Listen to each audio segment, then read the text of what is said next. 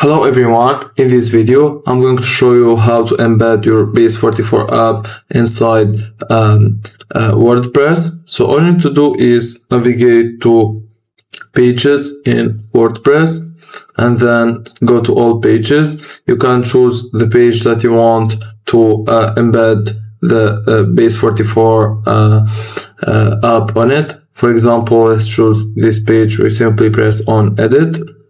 And now we can add a block to this page. We add columns, we choose 100 and then add custom HTML.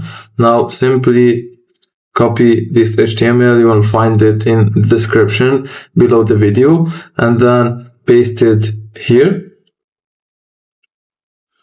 And all you need to do is just replace the star in iframe SRS equal to, you replace the star with the Base44 link here.